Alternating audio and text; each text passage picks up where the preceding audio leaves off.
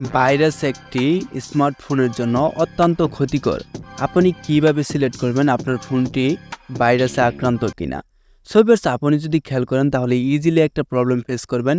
সেটা হচ্ছে আপনার ফোনটি অটোমেটিকলি কাজ করতেছে। আপনার ডাটা অন হয়ে যাচ্ছে বা উপরে ফ্ল্যাশ লাইটটা জ্বলে যাচ্ছে, বা আপনি দেখতে পারবেন যে একটা সাইট ভিজিট করতেছেন, আপনাকে অন্য সাইডে নিয়ে যাচ্ছে, বা কিছু থার্ড পার্টি অ্যাপস রয়েছে, এগুলো অটোমেটিকলি ইনস্টল হয়ে যাচ্ছে। সো ভিউয়ার্স, আপনি যদি এই প্রবলেমগুলো ফেস করে থাকেন যে আপনার ফোনটা অটোমেটিকলি কাজ করতেছে, এটা হচ্ছে কমন প্রবলেম।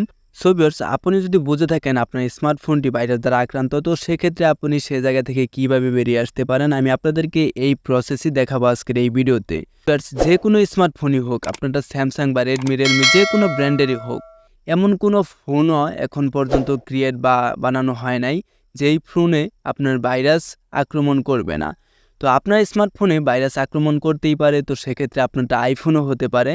তো আপনার ফোনে যদি ভাইরাসে আক্রমণ করে, তো সেক্ষেত্রে সে ভাইরাসগুলো আপনি কিভাবে রিমুভ করবেন, সেটাই আজকের এই ভিডিওতে দেখানো হবে।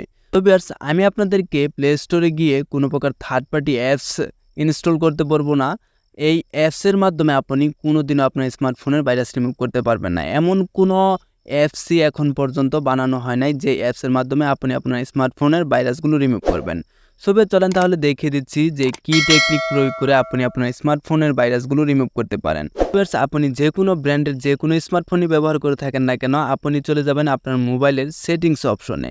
তো ভিউয়ার্স, সেটিংসটা ওপেন করে আপনি জাস্ট এই জায়গায় ক্লিক করে সার্চ করবেন অ্যাপস লিখে। তো আপনি যদি অ্যাপস লিখে সার্চ করেন তাহলে ফার্স্ট অফ অল যে অপশনটা দেখতে পারবেন চয়েস ডিফল্ট অ্যাপস, আপনি জাস্ট এই জায়গাতে ক্লিক করবেন, বা এই যে নিচে দেখতে পারতেছেন যে অ্যাপস অপশন রয়েছে, আপনি জাস্ট এটার উপরেও ক্লিক করতে পারেন। আপনারা যারা সার্চ করতে কোনো প্রকার প্রবলেম হবে, তো সেক্ষেত্রে আপনি একটু স্ক্রল ডাউন করে নিচে এসে দেখতে পারবেন যে অ্যাপস নামে একটা অপশন রয়েছে, আপনি জাস্ট অ্যাপস সেটিংসে এটাতে ক্লিক করে দিবেন।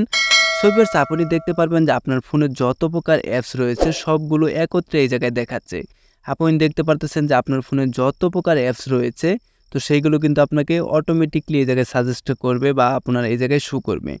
সো ভিউয়ার্স, এখন আপনার কাজ হবে হাই কোয়ালিফিকেশনের যে অ্যাপসগুলো রয়েছে সেইগুলো ওপেন করা। তো আপনি ফার্স্ট অফ অল যেটা ওপেন করবেন, আপনি দেখতে পারতেছেন যে ক্রোম, আপনি জাস্ট এই ক্রোমে ক্লিক করে দিবেন। তো ক্রোমে ক্লিক করে আপনি একটু নিচে এসে দেখতে পারবেন যে স্টুডেন্টস নামে একটা অপশন রয়েছে, আপনি দেখতে পারতেছেন যে এই স্টুডেন্টসে ক্লিক করে আপনি জাস্ট ডাটাটা ক্লিয়ার করে নেবেন। আপনি দেখতে পারতেছেন নিচে যে ডাটা ক্লিয়ার, তো আপনি জাস্ট ডাটা ক্লিয়ারে ক্লিক করে দিবেন।